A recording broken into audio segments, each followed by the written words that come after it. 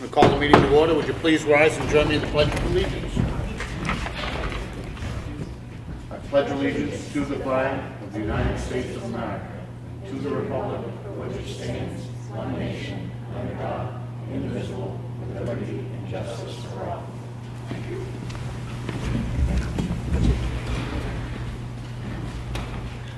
Roll call. Sam Martin. Here. Martha Eldridge. Here. And Rick Morgan's here. First public input. Ash. Just wanted to touch base with the board. I was away the last couple weeks, and I heard that at the budget committee meeting, the board did not recommend the $60,000 for the playground in town. And realizing that it was put under funds to be raised through taxation, which the conversation we all had here prior was that we have this surplus. Let's do something with it. Let's be constructive and improve our infrastructure and do various things for the community. So I was rather surprised, as well as many members of our board, to see that it was actually recommended through the selectmen, but unfortunately made it on the warrant article as a taxation issue. Can you speak to that? There was confusion when we gave us web. And I'm not faulting any individual or otherwise, but you are absolutely right, and I was also away. But we have talked about it. I will be making that amendment on the floor of town meeting prior to that article being voted on. Because what we had discussed, you're exactly right, that the town surplus was up to about $1.34 million. DRA recommends, based on the size of our budget, that we have someplace north of $700,000 as an emergency contingency. So we're in very, very good shape. One of the arguments and one of the things that we had discussed and what we did this past year is we actually used $250,000 of surplus to offset taxes. Because it gets to a point where you really can't justifiably continue to build more surplus. And one of the things that was discussed was using a portion of that to build this playground. So I will be making that amendment, proposing that amendment at the floor of town meeting, and it shouldn't have gone on that way. The one thing I would also ask from you folks is that you get something ready to have here for them to be able to look at for a plan. And I think we had discussed that as well. I'm going to lean heavily on you folks to show them what they're going to get for the $60,000. Yeah, we've had a back and forth with the rep with Burke and trying to get her here to help us put things together. We'll do our absolute best to put something together. We're also proposing a playground over at Constitution Park, and you might access with Craig. They had some conceptual drawings, and not carved in stone, but enough to get people to be able to see what it is you're planning to do in some sort of a visual form. So he was able to get that for the smaller playground out there. Maybe he can help you get one prepared for the one you're proposing. There was an oversight. Long story short on that, and we'll get it straightened out as best we can. Okay. The other one was the putting a little away for the sidewalk projects for futures. That was also raised through taxation. I thought, again, that was going to be coming out of surplus as well. We not necessarily. Okay. That one I'm going to disagree with you slightly. Okay. We do propose we add to that capital reserve fund. We had to make some decisions on how much we were comfortable taking out of surplus and not comfortable taking out. So we are proposing to take the playground, the majority of the new highway truck. Help me out here. There were 2 or 3 other things that we were taking out of surplus. Police cruiser. The police cruiser. So we made a tactical decision based on how much we were already pulling out of surplus to not go past that. If the townspeople, and I can't quite frankly imagine that they would, if they had a problem with that $20,000, they could decide to take it out of the surplus, but $20,000 doesn't even make a blip in the budget. So I don't think that'll be an issue. But we just made a tactical decision on how much we were looking to take out, how much we want to maintain. We're putting back in this year, not used, 130,000. Ballpark? Probably on it, sorry. I'm pretty sure it's about $130,000 that we had left out of last year's budget, which will go into the surplus. So with what we're taking out, what we're putting in, it will be still very, very healthy. Okay? Anybody else under public input? I would just ask, I've had a couple of people question me, are you planning some like bake sales or something to raise some funds? I mean, that's just a general term. No, the company that we were looking at using actually helps in raising matching funds for the playground. So what money we raise, we have opportunities to have matched either through that company or through other funding sources as well. What we're looking to do, I mean, it's not a bad idea. It helps people feel involved and being, a part of growing it. And it's not to say that can't happen, but that wasn't necessarily in the mainstream of the bulk of fundraising. But it's not to say, I know that was a conversation at one of our meetings, is how do we get our community to feel like they're involved in it? Whether it's helping to take down the old one or helping to put in the new one with the town employees, I don't know. But I know a lot of things have been thrown at the wall as far as ideas. Thank you. Anybody else have anything in the public input? No, we're starting to go right for it. It's large.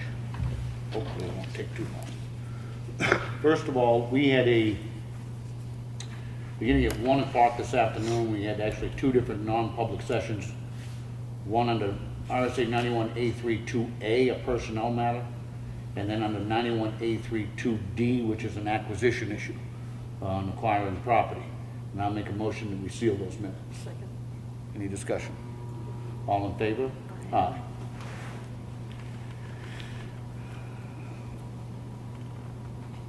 A couple of these, somebody else is gonna have to make the motion. This is the Selectmen's non-public work session, which occurred on Monday, February 11th.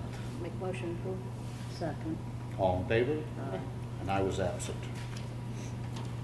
I was out of state on work. And we have the minutes of the Selectmen's meeting, which occurred on Monday, February 11th. Make motion approved. Second. All in favor? Aye. We have the payroll reimbursement request for water and sewer, the amount of $5,272, $5,272.54. I make a motion we approve it. Second. All in favor? Aye. Aye.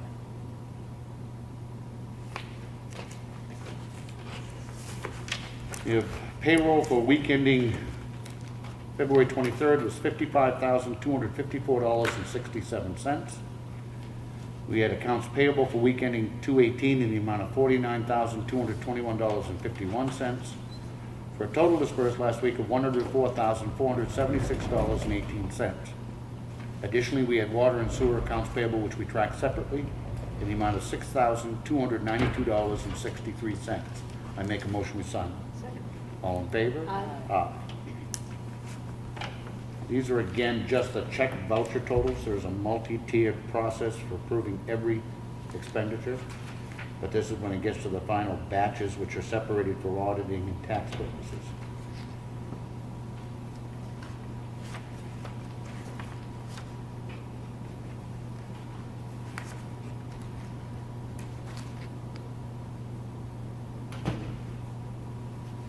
And I don't know how Sam has maintained such a clear signature. I have developed a scribble. Because I don't have to sign them first, there's no pressure on me. You're going to have to shortly. Somebody's gonna. We'll work that out, we won't be here. That's right. I won't. Also, by way of reporting, there was a consent agenda, which is items approved in between the meetings. Payroll for week ending 2/16 was $46,502.87. Accounts payable for week ending 2/11 were $171,519.18, for a total disbursed of $218,022.05. There was water and sewer account payroll reimbursement request of $3,203.52. We have the minutes of the Ossipee Economic Development Council, which we just talked with him about. It's here. We have an application to link to our town website from Dayab Electric. I make a motion we approve it. Second. All in favor? Aye. Aye. Where do we sign? Last page. Is this second page? We have a boat agent agreement. This is from the tax collector to Melbourne Village Marina. I make a motion we approve it. All in favor? Aye. Aye.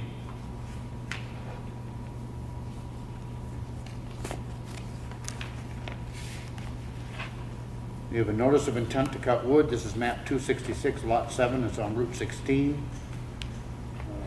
Ossipee Aggregates is the owner. They're going to do a 20-acre cut. Harold Cook is the logger. The taxes have been paid. I make a motion we approve. All in favor? Aye. Aye.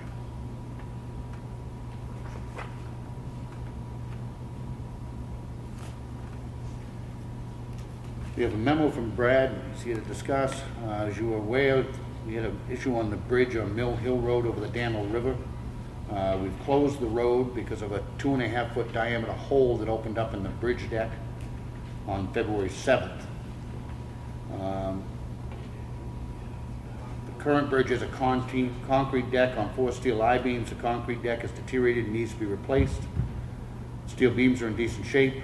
We have a cost estimate for the project, the precast bridge deck, including engineering and delivery, $36,985, $5,000 for crane rental, and approximately $5,000 to remove the existing deck.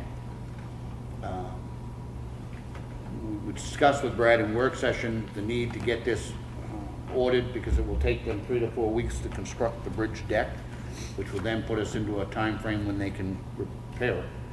Well, I'm going to make a motion that we instruct Brad to move forward with this. Second. Any more discussion? All in favor? Aye. That should give you what you need to get them started. That bridge, by the way, we had, and I've been crowing for quite some time, that we had upgraded all of our red listed bridges, and we had. While I was in Boston, the new list came out and this bridge was on it. So it is the only red listed bridge we have, and the bridge decided that we weren't going to wait on repairing it, so there's now a hole in the deck and we'll get that repaired and then we won't have any again. So that's a good thing. Did you approve this one too? Did you approve that one too? I didn't know there was 2 of them. I'm sorry. We have a second application to link to our website from Local Presence. I make a motion we approve it. Second. All in favor? Aye. Aye.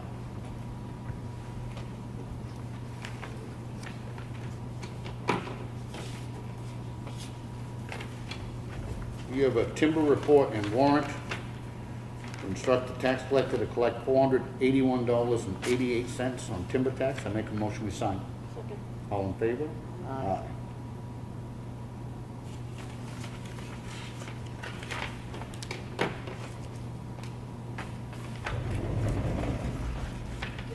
Several veterans exemptions. The first, and we do not issue the names on them. The first is a request for a veterans exemption. It's been reviewed by the tax collector. The person has supplied the correct documents to qualify for the veterans exemption. I make a motion we approve it. Second. All in favor? Aye. Aye.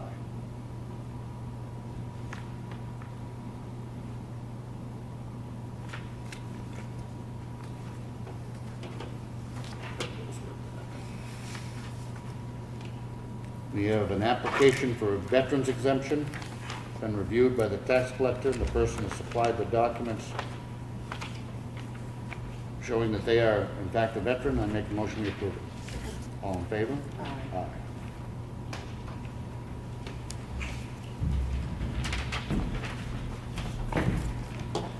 While we're doing these, and for anybody watching, there is a deadline. They have to be submitted by April 15th. But if you are a veteran, if you ever served in the military, town meeting last year passed and approved a veterans exemption, which exempts you from $500 off your property taxes. I personally think it was a wonderful thing for the town to do, to give thanks to those who have served, but the word needs to get out. If you are a veteran, it's simply filling out a paper, providing proof that you were in fact in the military through a DD 214 or other. And once it's approved, it's permanent. It doesn't go away until you die or move. So it's certainly worth doing. We have another application for veterans exemption. And it's been okayed by the tax collector and tax assessor. I make a motion we approve it. All in favor? Aye.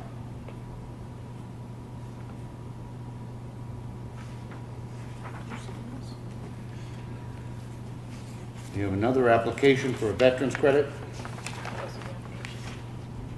Provided proof that he in fact served. And okayed by the assessor. I make a motion we approve it. All in favor? Aye. Aye.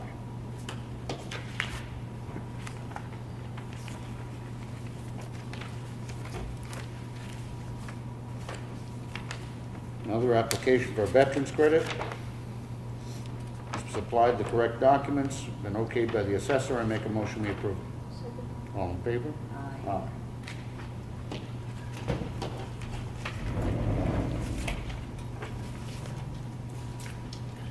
And the last one, applied for a veteran's credit. And they supplied the correct documents. Been okayed by the assessor. I make a motion we approve. All in favor? Aye.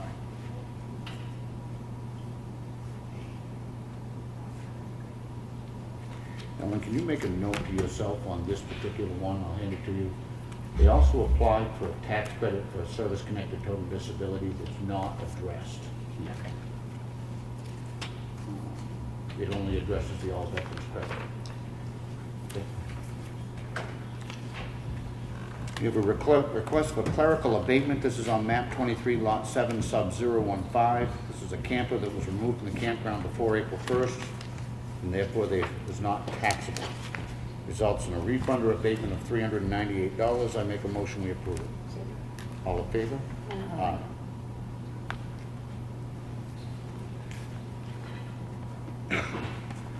Request for clerical abatement. This is on map 14, lot 8.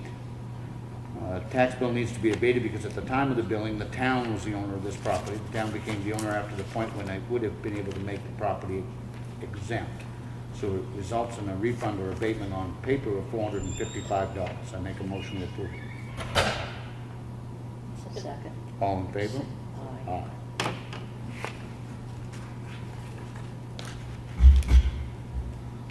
We have a request for clerical abatement again. This is to the property owners of the town of Ossipee. The bill needs to be abated because at the time of the billing, the town was the owner of the property. These are tax properties which ultimately were sold, but at the time they were town-owned and therefore exempt. We don't have to pay ourselves. Results in a refund or abatement on paper of $245. I make a motion we approve it. All in favor? Aye. Aye.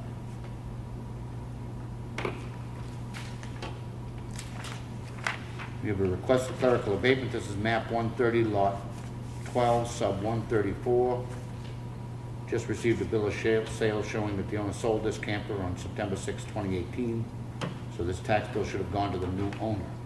Results in a refund or abatement of $196. I make a motion to sign. Second. All in favor? Aye.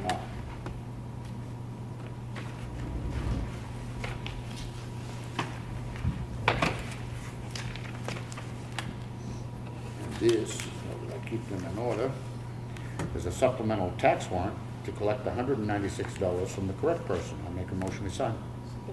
All in favor? Aye.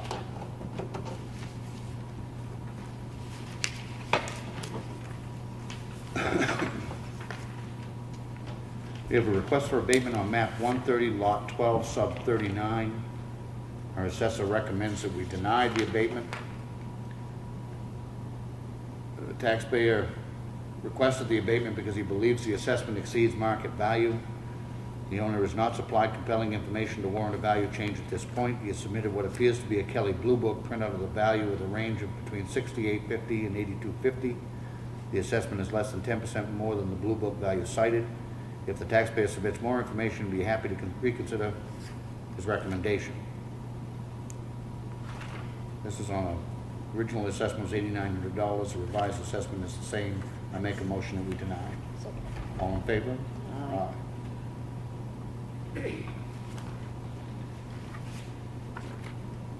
The request for clerical abatement, this is map 104, lot 14004, sub 00X. This is on a camper. They were not in the campground for the 2018 season, so they should not have had a tax bill. Results in a refund of $161, or abatement of $161. I make a motion we approve. Second. All in favor? Aye.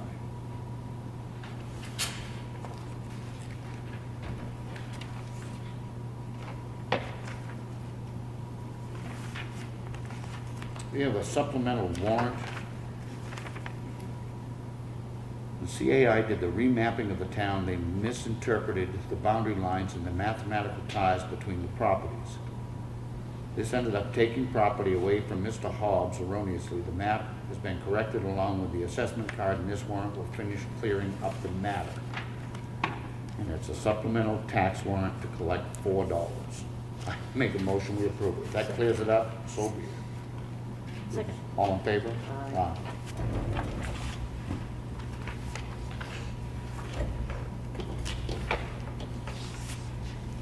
We have two letters. One from the Conservation Commission recommending that we reappoint Timothy Otterback to the Conservation Commission for a 3-year term. And we also have a letter of interest from Crystal Eldridge that she's interested in being on the Conservation Commission again if the position comes available. What happens is we're only allowed to have one person who is on more than one board, and it's certain boards at the same time. So You can legally have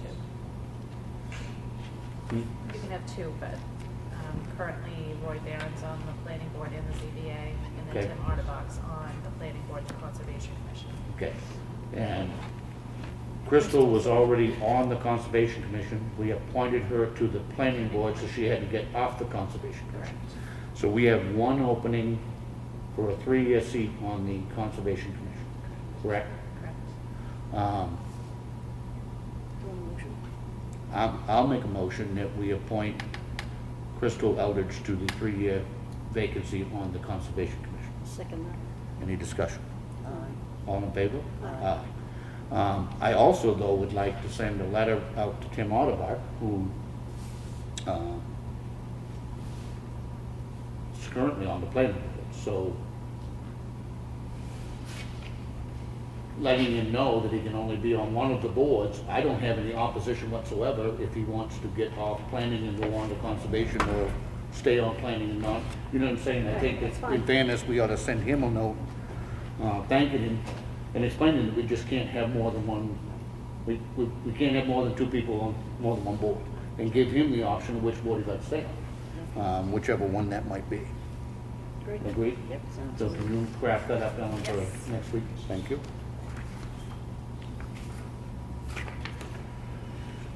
We have an application for current use. This is on Colden Farm Road. Map 252, lot 41. It's been approved by assessor. I make a motion we approve. Second. All in favor? Aye.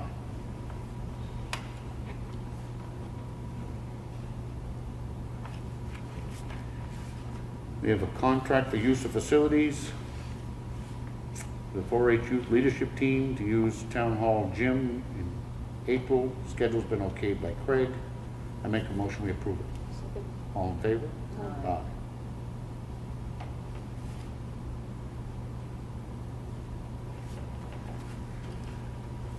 We have a contract for use of facilities for a children's birthday party. They want to use the gym. April 13th, schedule's been okayed by Craig. They've paid a deposit. I make a motion we approve. Second. All in favor? Aye. Aye. A different form.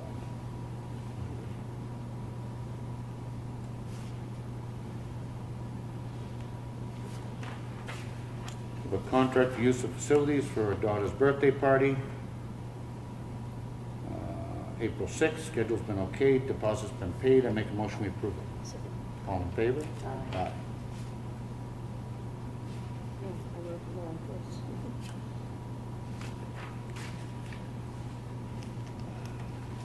first. Birthdays. Another contract for use of facilities for the VFW for penny sale, September 2019. Boy, they're getting it done in advance now.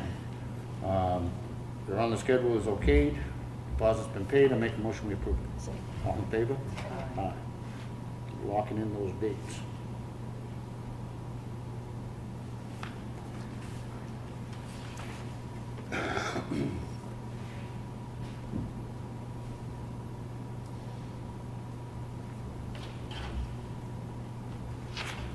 Can you explain this one, Miss Ellen, the selectmen's deed?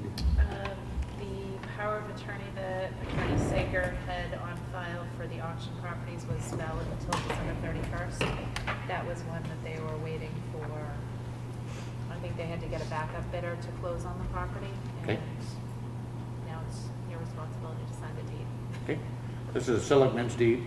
It's cleaning up the last of our tax sale that we held this past fall. This is a selectmen's deed to Alton Rollingsford LLC. 0.310 acres of land on map 80, lot 009. I make a motion we sign. Second. All in favor? Aye.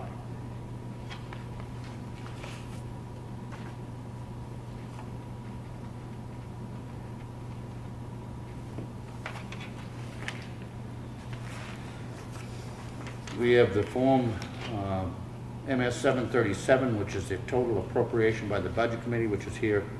Anybody'd like to look at it? We have our warrant, town warrant for the town meeting in April, which is here if anybody'd like to look at it. Town meeting in March. I mean in March, yeah, I meant that. You know what I meant.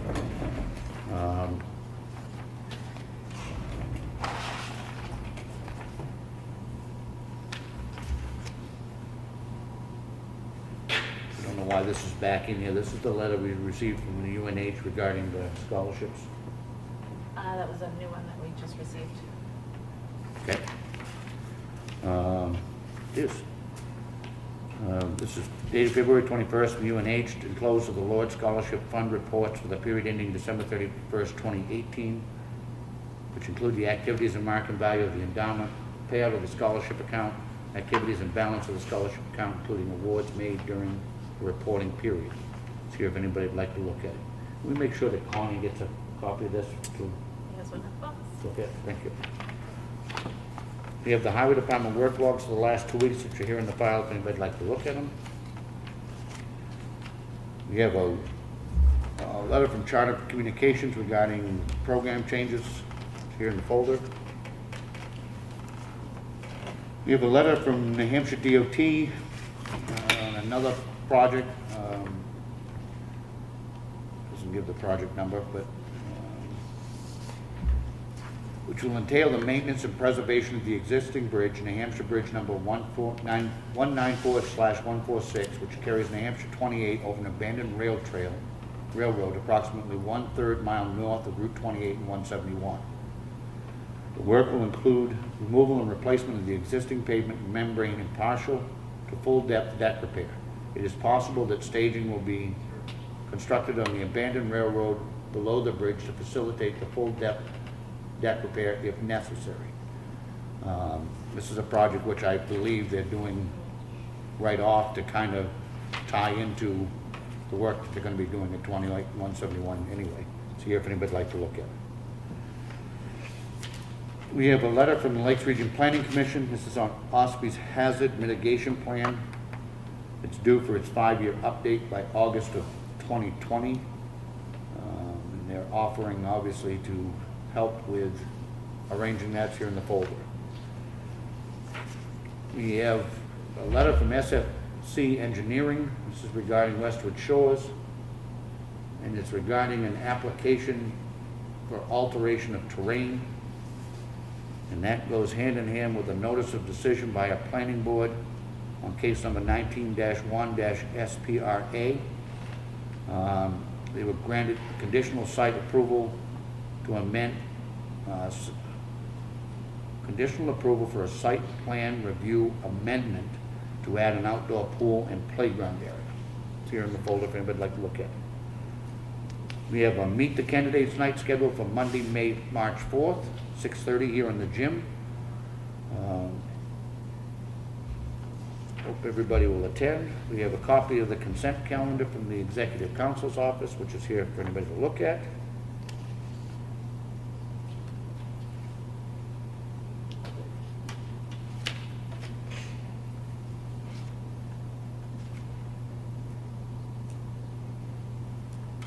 Oh.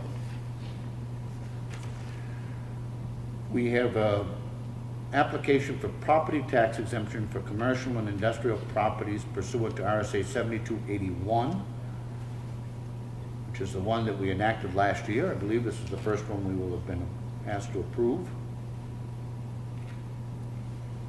81 or 83? Is this 83? 18. And the assessor is recommending that we deny it because it was filed after deadline.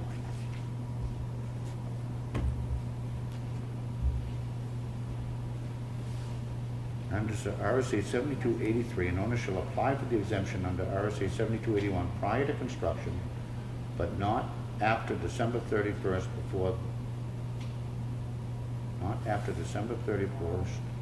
before the beginning of the tax year for which the exemption is sought.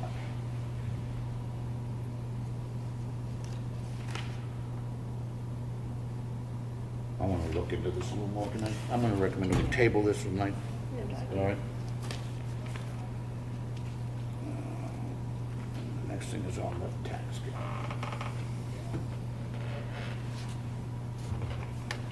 There's nothing on the water and sewer, correct? Don't think.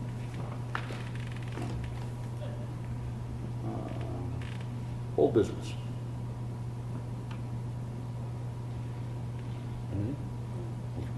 Let's start with that. Look at you. No. You did get that on tape. She hit me again. Only got one left. I'm abused. Got 2 more weeks. I know I'm old, he doesn't have to remind me. One thing I do want to mention, and it's not so much on the old business as new business, I just found out this afternoon that Russell Whiting, a long time retired town employee, worked for the highway department for many, many years, passed away. We certainly send our thoughts and prayers to his family and friends and his children. Russell was a good guy. He had, as I said, he worked for the town for well more than 20 years because he retired now. 28 years. And we send our thoughts out to his wife and kids and friends. I do have one. Okay, go ahead. First of all, I would like to thank our police department for their exemplary performance in handling the school situation where we had a threat against the students. It was swiftly done. It was well done. The chief kept the selectmen in the loop. I went down to the school in the morning. Officer Rob was down there greeting the children, talking to them. I can't tell you how proud I am of that department for the way they handled that situation. The second thing I have is I did a little research. We've been talking about the wells at Constitution Park and not having any water down there, one gallon per minute. After a little research, I called Hartley Well, who does 95% of the wells in this general area. And in 1994, the well was re-drilled, and we have 30 gallons per minute, and we've had it since 1994. The depth of the well originally was 303 feet with 1 gallon per minute. The final depth of the well is 552 feet with 30 gallons per minute. Which is a good thing, because one of the things that I've been pushing for a long time is not to spend any more money on putting in grass and new fields out of Constitution Park until we have the ability to water it. And it turns out that we've had the ability to water it for quite some time. We just need a new pump, so a larger pump. So have saved us the expense of having to put Oh, in yeah. new wells. Oh, That's a yeah. lot of money. Oh, yeah, could have been a lot of money. Any other old business? New business?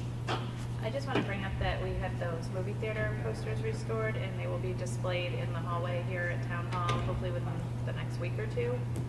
They were donated from Gary Wallace for an auction that he held. I believe it was an estate cleanout, and they are the original theater posters from, we believe, 1940s.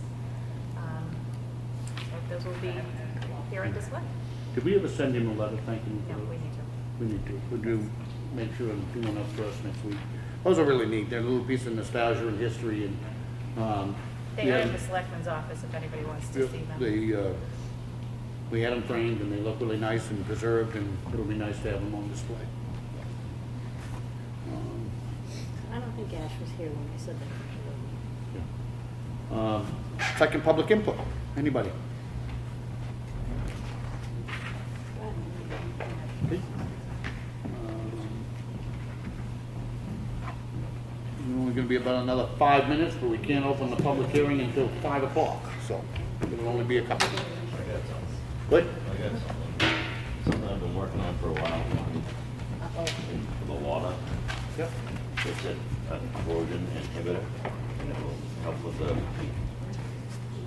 the red water and,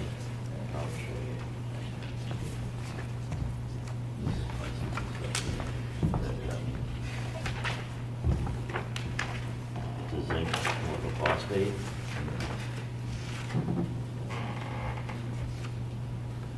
That's what it helps cover. It's got old lines, and it puts like a coating over it, so it won't create any more manganese. I Okay. can't pronounce it right. Is this in your current budget to do?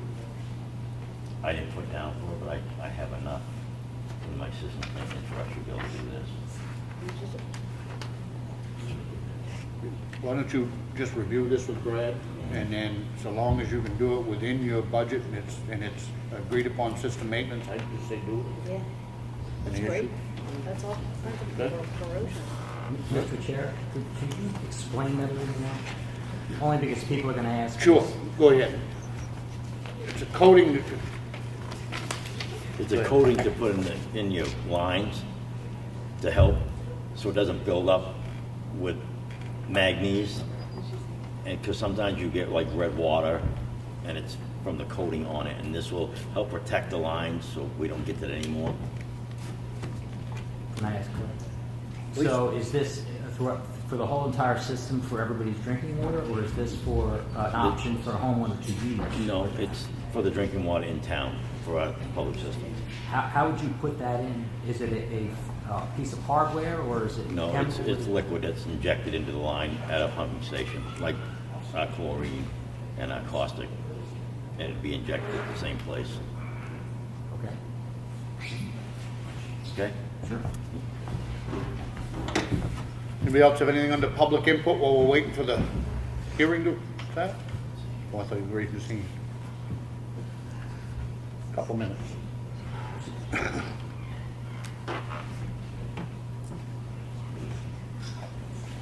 Officially adjourned.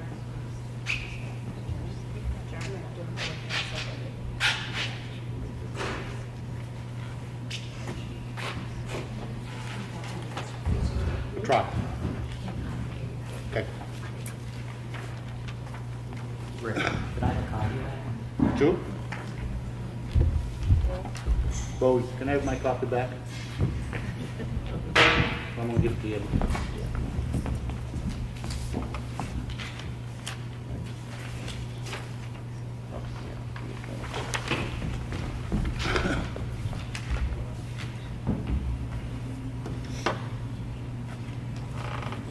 Something to look at for the county too.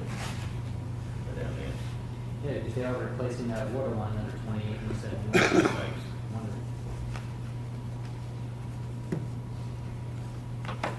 How do they make a food grade industrial coagulant attached to the inside of a line?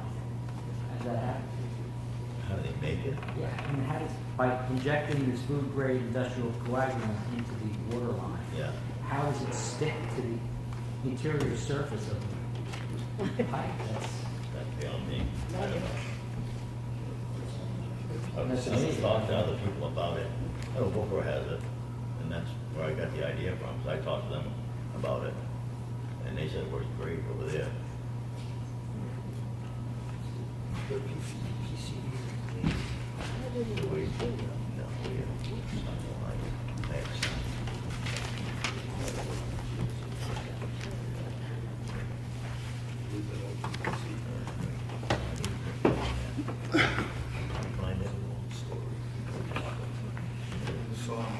Yeah, was it up like these, just there, is that? Okay, I have 5 o'clock. We are required to have a public hearing. I'm going to read the public hearing notice. The Board of Selectmen will hold a public hearing on Monday, February 25th, 2019 at 5 o'clock p.m. in the Bub Avery Memorial Gymnasium at Ossipee Town Hall. The discussion of the following question to be placed on the town warrant.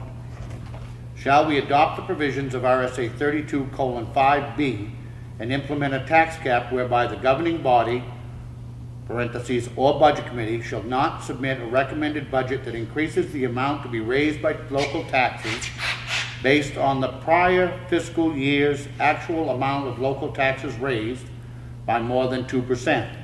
This hearing is being held in accordance with the requirements of section 32:5C, adoption of a local tax cap. This was submitted by petition, and then once the petition was received, we have to do this for a procedure.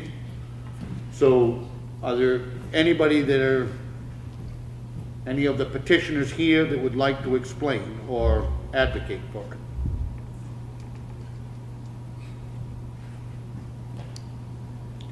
Okay.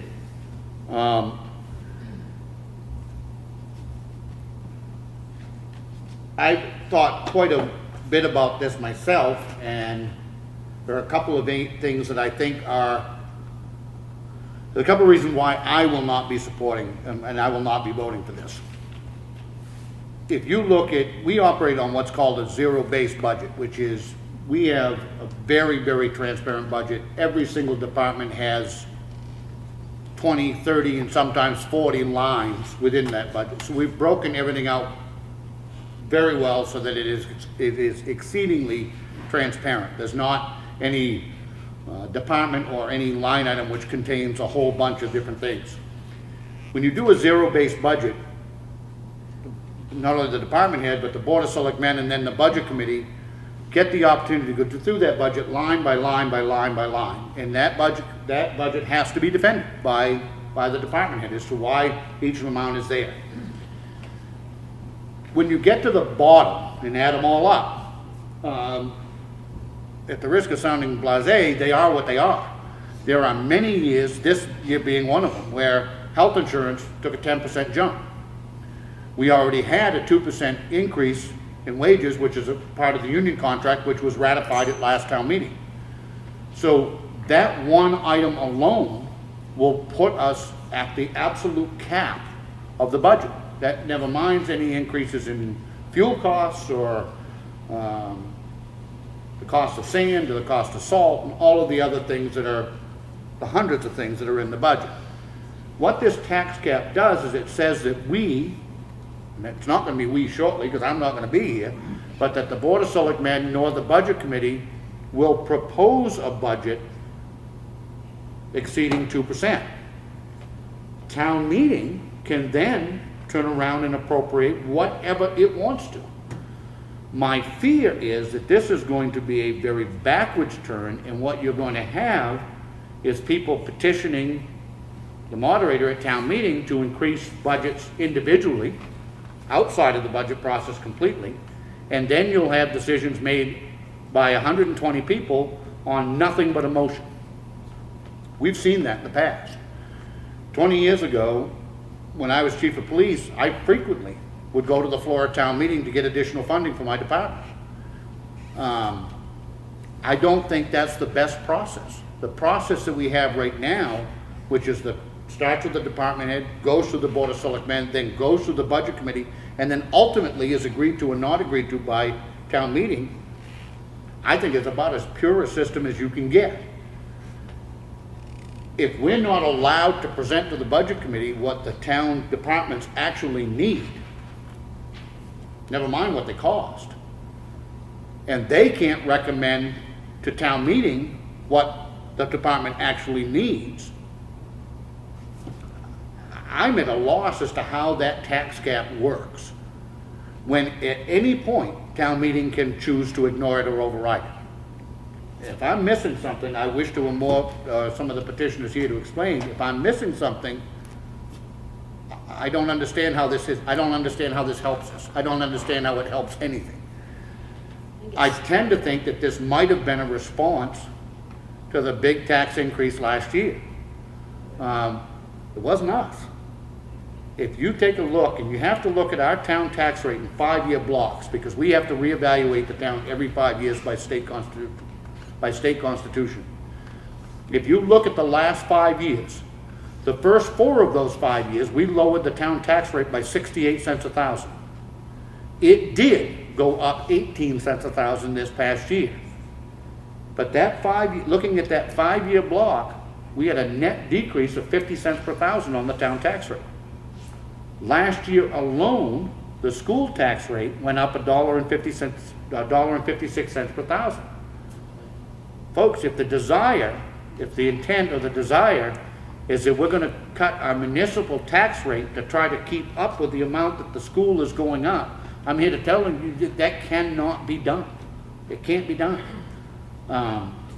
If you look at what Ossipee has come to expect for services, the way that our roads are maintained, the police department that we have, the library that we have, all of those things come with a price tag, and I quite frankly would submit to you, and I'm getting ready to leave, I'm not going to have a dog in this fight very shortly, I would submit to you that what we get for what we pay on the municipal side, I think is very good. And I think that if you look at the tax rate on the town side over the last many years, they've kept it pretty stable. I've often said that this whole thing with the taxes is not rocket science. To me, running the town, doing this is just like you run your house.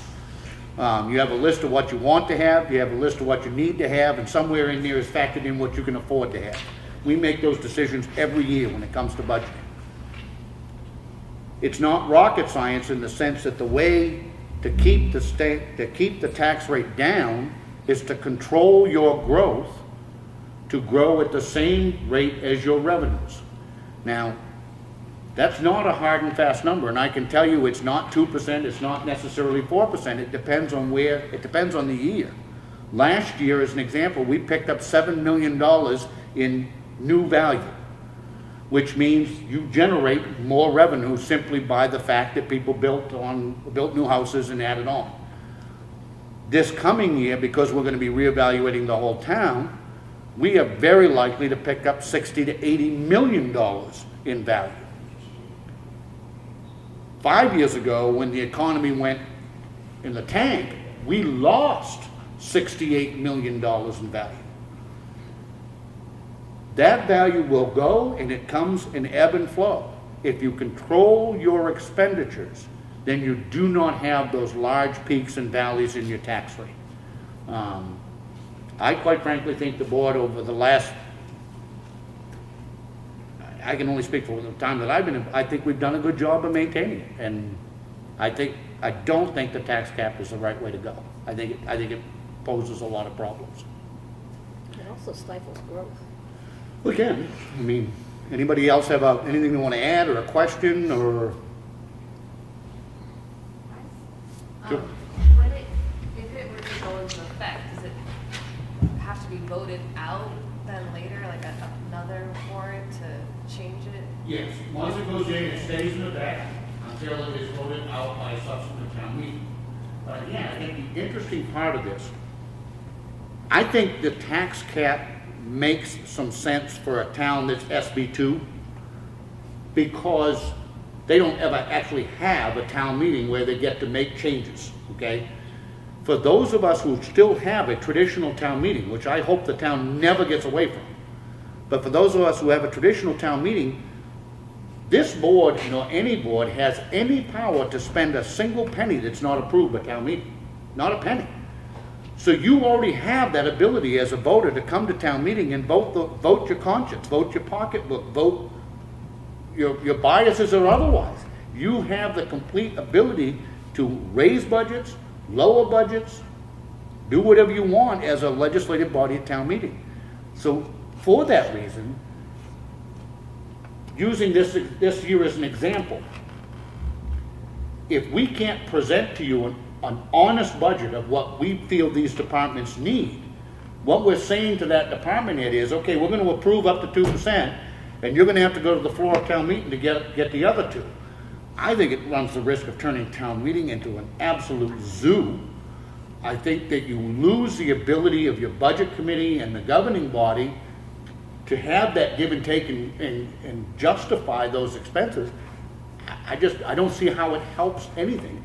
And if anybody thinks it will keep it to 2%, I can guarantee you town meeting will change that on a regular basis, unfortunately based on emotion and the strength of the person speaking more so than maybe the facts.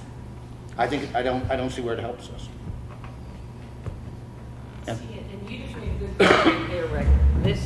The town meetings, and I know you said you wanted to go away from it, I wish we'd go to the SB2 because, like you just said, the town meetings this day and age now have dwindled to, we're lucky if you get 100 people here, and whoever's speaking tends to hold a lot of power, and nobody else in that audience is going to stand up and vote against it. So the town of Ossipee is losing tremendously because nobody wants to come, and you all know, years ago, you'd sit here for hours, and one person would get up and speak all the time, and it'd be like, oh my God, are you serious?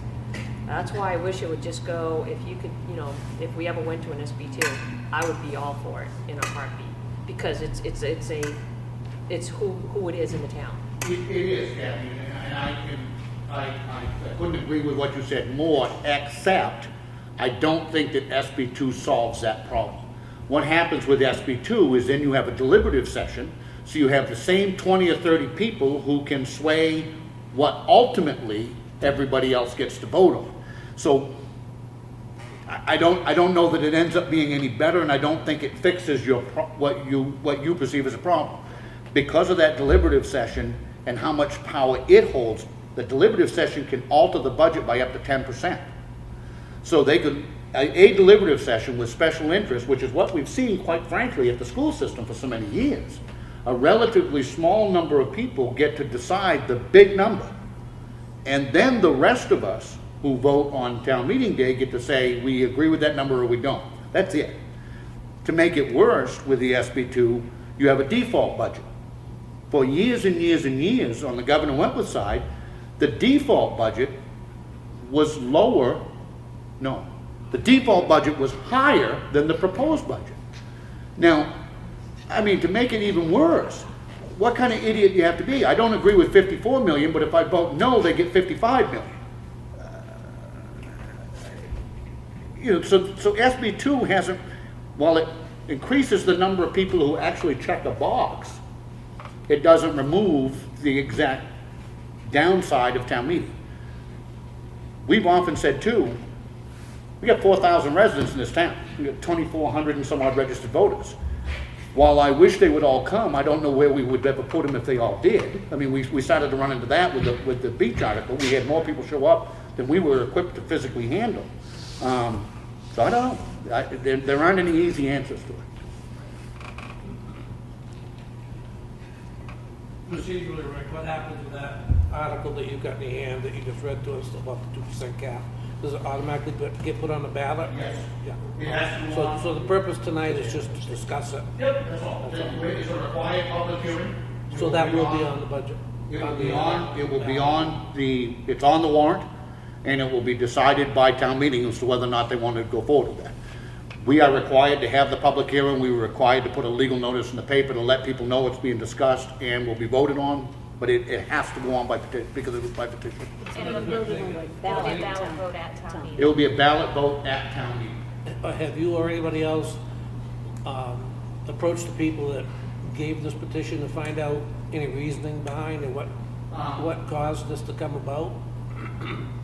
Not in particular, but the folks that, many of the folks who did it had submitted a petition to the Government Wentworth School District proposing that same cap. Ironically, and I don't think rightly, but the deliberative session changed it from a 2% cap to a 25% cap, and then they laughed about it.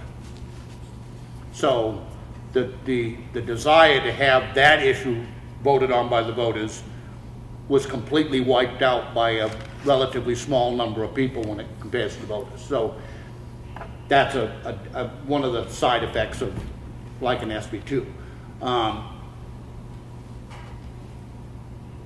I do know there was some angst by several members of our budget committee this year. And one of the lead signers of this petition is on our budget committee. He is, in fairness, not here tonight because he notified us he couldn't come because he was sick. But it was he that circulated the petition, and I'm not faulting him for not being here if he's sick. He's sick, but other than that, I don't know really where it came from. So does this, if it went through, would it affect the Governor Wentworth budget? No. So if it was to be raised because of that, this won't stop that? This is only on the town appropriations. The other thing that happens with the town budget as a whole, and one of the things that concerns me, is it ties the 2% to the previous year's actual money raised for taxation. It does exclude money we take out of the unassigned fund balance, which we do routinely, take money out to offset taxes. But there are always ups and downs in the town budget, especially in the warrant articles. I mean, we know, for instance, in 2020, we're due to replace the loader down back. Help me out, Brad. We're talking $200,000, $220,000, $230,000 That range. for a new loader. We know that's coming. We try to mitigate those ups and downs through the use of capital reserve funds. So we've got a capital reserve fund that we put money in every year, getting ready to help take care of those expenditures. But it's not always there. So you will raise $200,000 more this year than you do next year. You certainly don't want us to raise $200,000 every year if we don't need it, but there are going to be times when you do. This tax cap doesn't take into account any of those things. And that's why I think it, not only doesn't it do anything for you, I think Sam said stifle growth, it can stifle you from doing some really needed things. We can always hold off replacing the loader for another year, but is it going to cost us an extra $20,000 in maintenance to keep it that extra year? Those are decisions that you want, I believe you want, or should want, the Board of Selectmen, in conjunction with their department heads, making.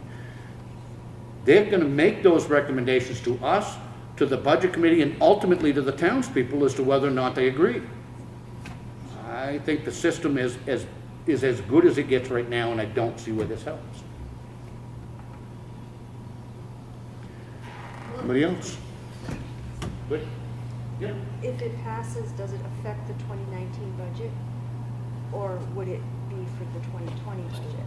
If it passes, it would be for the next budget cycle. Having said that,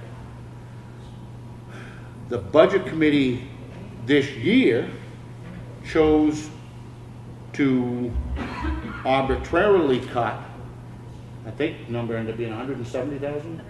I think it was 146 maybe. Huh? 146,000. Around $150,000 out of this year's operating budget. And what they did is they went to 4 or 5 departments. I don't think, did they hit the library? They didn't hit the library. They took $70,000 out of the highway department, $50,000 out of the police department, No, that could be. I think it was 10 out of the police 10 department. 10 out of the police, 30 out of the transfer station. 30 out of the transfer station, 8 under the town clerks, 8 and under then the some, selectmen. 8 out of the selectmen. And So they went in and they come up with an arbitrary figure which they took out of several departments, The largest. the larger of the departments. So I think, not having been there, I think they were trying to accomplish that same thing in this budget. Respectfully, where I disagree is, again, we run a zero-based budget, which means if you've been through every line item and you agree with them, where are you gonna cut $70,000 out of the highway department? Where are you gonna do that without risking, I mean, budgeting is educated guesswork. That's all it is. We have a long history. We have people who have been here for years, so we know year in and year out about how much salt we use, about how much sand we use. But we're budgeting not only for the first part of this year, for instance, we gotta get the salt and sand to get us through the summer, we also gotta have enough left to take care of the salt and sand next November and December. So there are certain areas of the budget where it might look like you can cut a little bit here and you can cut a little bit there, and maybe you can if we have a good year. But if we have a bunch of ice storms and in November and December next year, then there goes your overtime, there goes the salt, there goes the sand. It's educated guesswork. If you look how tight we operate right now, a normal year, this year was a little tighter than normal, but a normal year, out of a $6 million operating budget, we have about $250,000 left at the end of the year. That's barring no emergency. We have $1 million plus surplus, which is there in case there is a natural disaster or an emergency that we can't pay for out of the regular operating budget. I would submit to you in a $6 million budget to only have $250,000 left is tight. It does, I mean, those numbers sound big, but that's not a lot of money when you consider our payroll and our expenses. It's not like we have, 10% of the budget left over at the end of the year. That money that's left at the end of the year does not get wasted. We put a break every year about September. We put a halt on all discretionary spending in all departments. And we do that because at that time of year, we're beginning to really watch that bottom line and making sure that we don't go over it. So we put a halt on all discretionary spending, usually the middle to the end of September. And from that point forward to the end of the year, the department heads to expend anything of a discretionary nature have to get approval from the Board of Selectmen. Because we're watching that bottom line to make sure that we don't go over.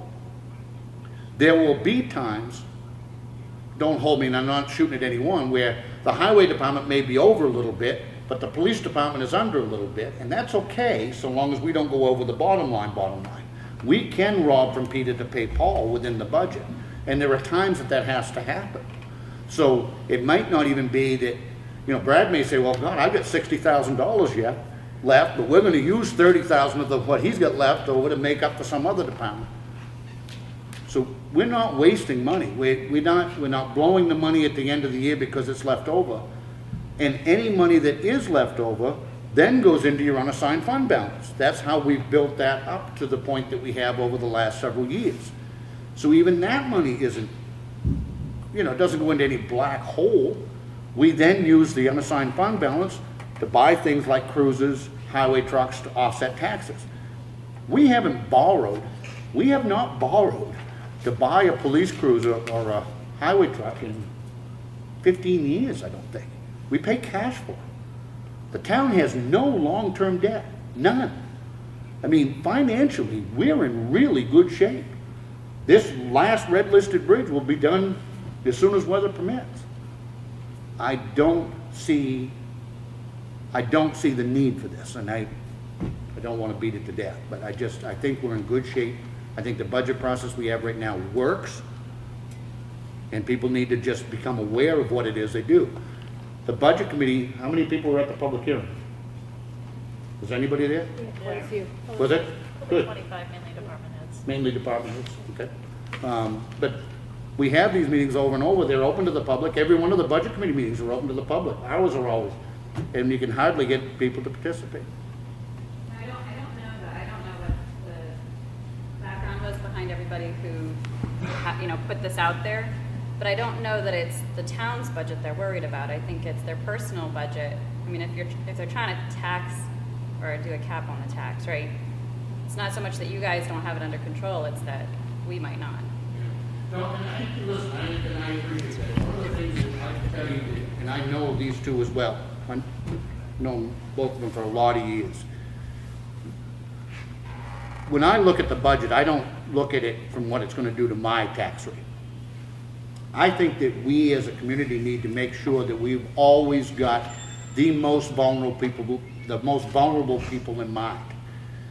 If my taxes go up a couple $100, yeah, I won't like it, but it's not a big deal. We have a whole lot of people in this town that $200 is a huge deal. So when we look at taxes, when we look at spending, when we look at tax rates, I'm thinking about the little old lady on Moltenville Road who gets $1,000 a month if she's lucky. So if you look at what has happened with the town tax rate over the last now good number of years, we have kept it very stable. As I said, a net reduction of 50 cents over the last 5.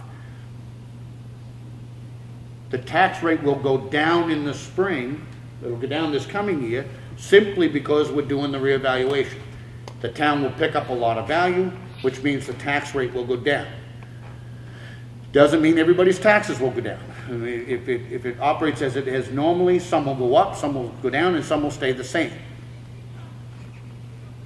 As the town picks up more value, in this case, I think an awful lot of it's going to be around the lake, because that has got so far out of whack that that's what made us make the decision to do the reevaluation.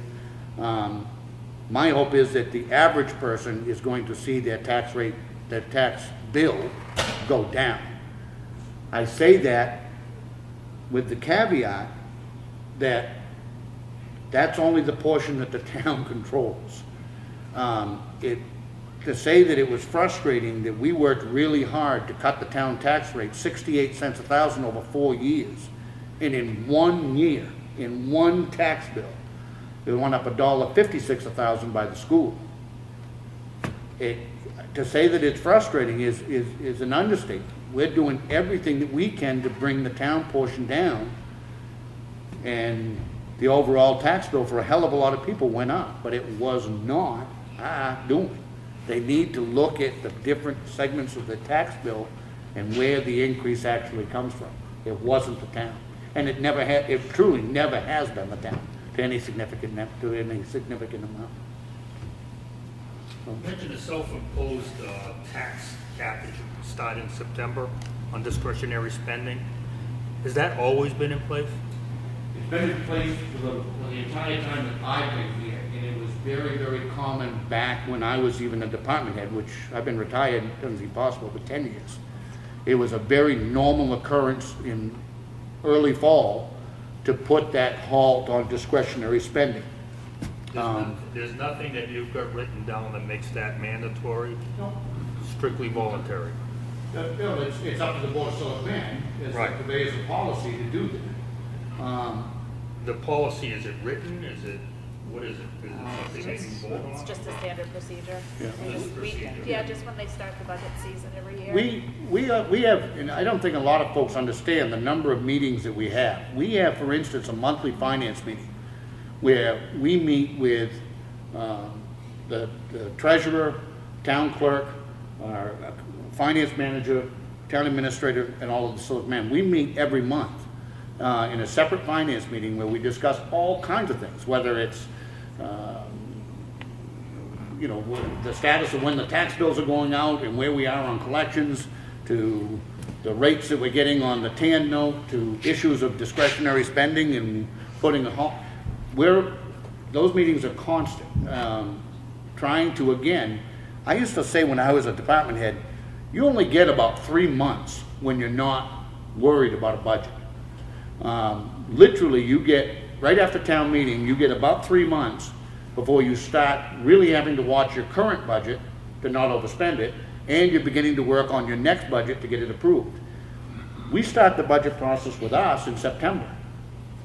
It's now February, and we're just now got through the public hearing on the last of the budget committee stuff. So for 6 months out of the year, you're working on developing the new budget, and then you get about 3 months off when you don't have to worry about it too much, and then you're back to the races. So it's almost a never-ending budget cycle, if you think about it. As Rick said, you need to look at the pieces.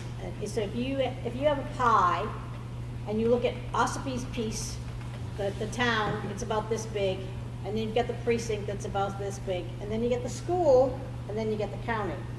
So if you look at the wedges in there, your town is this big compared to everybody else.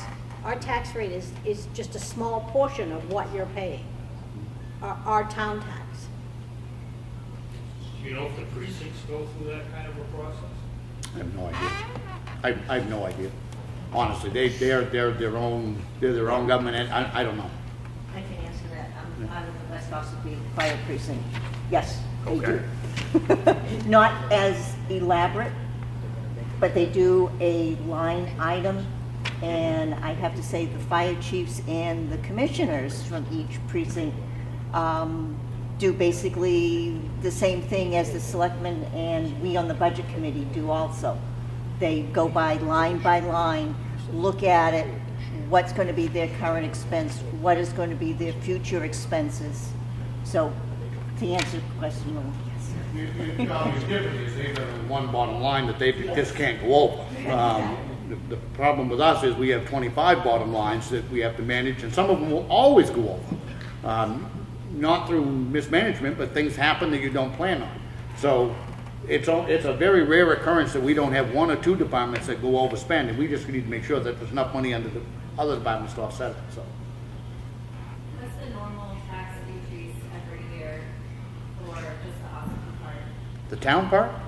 Well, as I said, if you look at it in the last 5 years, which you have to look at in the 5-year blocks because of the reevaluation issue, it went down 68 cents a thousand over 4 years, and then last year it did go up 18 cents a thousand. So if you look at the, Like, because we're looking at percent, right? 2%. well, that's where the 2% comes in, but yes. We know that number, like every year, if there is a tax increase, what it is. Is it within that 2% or is it higher? It may well be higher, depending on the year. This is the thing that I'm trying to, maybe not doing a great job of explaining. The tax rate is simply taking your town value and dividing it into the amount of money that you raise. That's how you get to the rate. So every time the town value goes up, then you get a bigger pot to spread that money out amongst. So for instance, last year we picked up $7 million in value. So that made the requirement for everybody to go down a little bit. You have to balance that with the amount of your budget. So the real trick is to try to control your growth to grow at the same rate that your revenues are. And we've been really good at doing that for the most part. Last year, the 18 cents a thousand last year, quite frankly, I didn't see coming. I thought, sure, we were going to lower it again. And we did. We come close, but we did. So maybe one way to think about it, we might have an average of 2%, but it could fluctuate, like if you have to hire a new police officer or I would respectfully say, buy the crew, buy the new truck, like it goes up and down, but I think even 2% is probably not realistic. Right. If I had to guess, I would say that if we, and I haven't done a 5-year or 10-year average, I'm going to say that operating budget probably is in the 3.5 to 3.8 per year would be my guess. And we can do that. In fact, we probably ought to have that available for the night of town meeting. We can do a 5-year and a 10-year of what it's been. Where the biggest fluctuation will come in is on the warrant articles. Right. Because but all of those go into, at the end, on the MS forms that we have to submit to DRA, there's the amount to be raised by taxation. That's after your projected revenues and after any money that we choose to take out of the unassigned fund balance to offset taxes. So then it comes up with a golden number, and that's the amount of money to be raised by taxes. That's the number that is then divided into your assessment that gets you your tax rate. What this law says is that we cannot alter that one number. We can't even propose to alter that one number, the amount to be raised by taxation, by more than 2%. I think it is exceedingly unrealistic. I think you'll be looking to violate that every single year by having to raise the money on the floor of town meeting. If you look at what are the driving forces in most every one of our budgets, it's personnel and it's your benefit package. We have absolutely no control whatsoever over the cost of health insurance. We have done everything that we can over the last many years to increase the amount that the employee is paying. We've changed plans, we've changed providers, we've done everything we can to bring those costs down. But about halfway through the budget cycle, we get notified of what the insurance rate's gonna be for the following year. Now, it went down 12% over 2 or 3 years, which was a wonderful surprise. This year, it went up 10%. So, we already had a 2% pay increase, which is approved at last year's town meeting for all the employees. And then the health insurance goes up 10%. Every one of those budgets just blew up that 2% and then some. Before you get into anything else, I hope we don't get to the point of doing like we used to do. And I'm going to give you an example of what used to happen in town government. Kathy and Francis will remember when Ossipee at one time had almost no police equipment. I mean, it was horrible. This goes back now 30 years. Thank God we got past it. I budgeted to put electric shotgun locks in the front of our cruisers for 5 years in a row. And for 5 years in a row, it was approved. The problem was that the budget was so tight that if anything happened whatsoever, that money for the shotgun locks would get spent on something else. It took 5 years before I could move the shotguns out of the trunk up to the front where they needed to be in case you needed them. It was always stuff that would happen. I mean, somebody would dump a cup of coffee into a radio and there's $600 you didn't plan on. My point is that the town budgeted so tight that there was no room for an emergency. There was no room for that unforeseen thing. And I've used this example 100 times with people. You sit down and try to figure out every single expense that you're going to have in your home next year. Now, you'll get really close on your mortgage, your taxes, your insurance, your electricity. You can get really, really close. But then what happens when your hot water heater goes to hell? Or the furnace all of a sudden needs $400 worth of work. Those are all the real life things that happen in our homes every day. And those things happen for the town, except in much, much bigger numbers.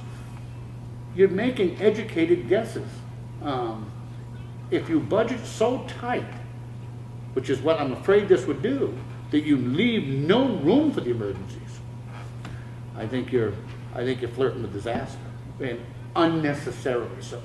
If you look at the town tax rate, our tax rate, not the school, not the, just our little slice of the pie, I really think we've done well. And we're all taxpayers too. I mean, none of us want our taxes going up any more than anybody else. In fact, I think we've worked really hard to do and keep it down. All right, so you're saying that the lake homes are going to be reassessed, right? No, the whole town's going to be reassessed. Okay. But the main reason, we weren't supposed to be reassessed for another year. Once you get to the point where you are so far out of whack on your values as they compare to actual sales, then DRA, once you get to, is it 15%? 10 either high or low. Either 10% high or 10% low, then DRA can make you reevaluate early. We chose to be proactive before they made us because we were already notified that we were 14% out of whack from what our assessments are to what the homes are actually selling for. So that was the impetus for getting the reevaluation moved up 1 year. But everybody is going to get reevaluated. That's the whole idea of doing it every 5 years, is to get everybody back on the same page. What the actual value is irrelevant. If your house is worth twice as much as mine is, if mine's valued at $1 and yours is valued at $2, we're good, because it's fair. The tax rate will be $2,000 per dollar, but So will a 2% tax cap prevent, like if you do a reassessment on a home, right, and you find out that it's more valuable, how does that impact it? Will the taxes on that property go up, and will this tax cap prevent that from happening? no, you have no impact on the assessment whatsoever. What this is saying, again, going back to that magic number, which is the amount to be raised by taxation, not the tax rate, but the amount to be raised by taxation. If this passed, we could not propose a budget that exceeds that by 2%.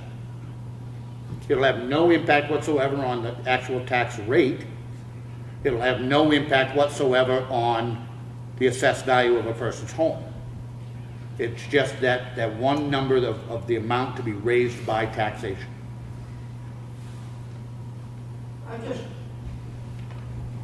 about maybe 3 months ago, or a couple of months ago, before the first snowstorm, the assessors come up and did all of Ossipee Mountain Road again.